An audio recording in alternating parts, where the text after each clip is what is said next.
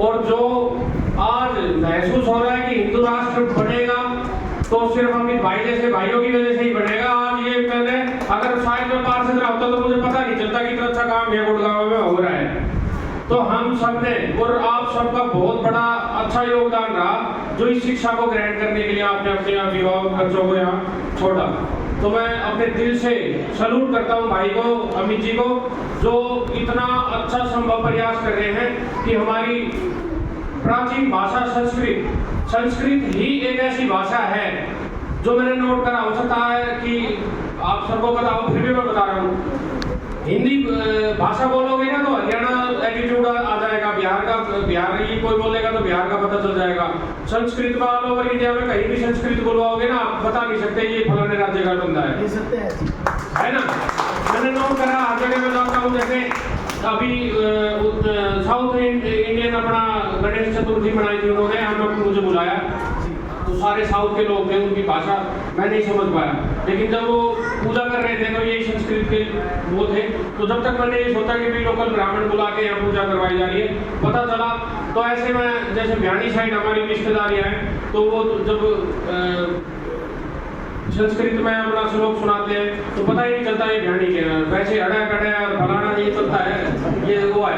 तो हमारी ये प्राचीन भाषा किस लिए है? क्योंकि हिंदू राष्ट्र एक राष्ट्र और सभी एक मिलकर है, भेदभाव ना दिखे, इस भाषा में ही भेदभाव नहीं है। और इस चीज की पहल अभी भाई ने और उनकी टीम ने करी है, मैं इनको सर झुका के बहुत बड़ा अभिवादन नमन करता हूँ। बहुत अच्छी पहल है। शायद अगर हम पार्षद वाले उस पर नहीं होते तो भाई साहब से मुलाकात ना होती है। हमारे भाई है एक अशोक जी, गांव खांडसा से उनके बच्चे पढ़ते हैं यहाँ पे, उन्होंने भाई साहब से मिलवाया और मैं उनका भी धन्यवाद करूंगा इतनी अच्छी जगह पे लेकर आए। मैं आप सभी से एक अपील और करूंगा, भाई देश आजाद हुआ, हमारे पूर्वजों ने जो बलिदान दिया वो दिया इसलिए कि भाई मैं आज स्वच्छ भारत दे के जा रहा हूँ और इसको संभालना हम सबका दायित्व बनता है। पर हम क्या करते हैं, थैला ले जाने में शर्मा रहे हैं, पॉलिथीन ला के पटक रहे हैं, फिर उसको शिविरों में बाहर गंदगी का ठीकरा सारा सरकार के ऊपर, पार्षद के ऊपर, मंत्रियों के ऊपर फोड़ रहे हैं। ना तो कोई मंत्री कुछ कर सकता, ना पार्षद कुछ सकता जब तक जनता साथ ना दे। मैं आप सभी से ये अपील करूंगा, हाथ जोड़ के अपील करता हूँ कि कम से कम मतलब 100% में से 1% अगर चांस हो तो बात दूसरी, अभी तो पॉलिथीन का बल्कि बहिष्कार करके देखो। इंदौर नंबर 1 पे आता है ना, गुड़गांव कब 1 नंबर पे होगा, आप खुद महसूस करोगे हमने कुछ बलिदान दिया है। करना कुछ नहीं है, सिर्फ एक थैला लेके चले जाओ, यहाँ वहां से कागज वाले थैलों में ले आओ। थोड़ा सा आपको भी सोचना समझना पड़ेगा। और जैसे एनसीआर में गुरुग्राम डेवलपमेंट हो रही है उस हिसाब से कुरीतियां भी बहुत ज्यादा फैल रही है, जैसे कि नशे के ऊपर बच्चे ज्यादा अट्रैक्ट हो रहे हैं। मैं आप सभी से अपील कर दूंगा, भाई मैं खानसा गांव से, अमीश राघव नाम है, रिंकू प्रधान के नाम से सभी जानते हैं, मैं मेरा नंबर भाई साहब दे देंगे।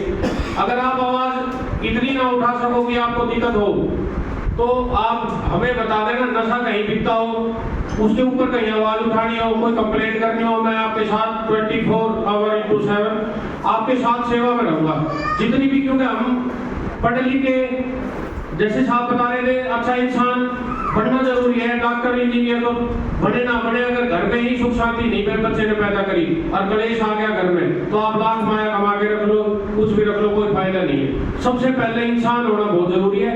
माँ बाप के प्रति अगर कोई संस्कार दे सकता है तो ये गुरुकुल ही दे सकता है, इसमें कोई शक नहीं है।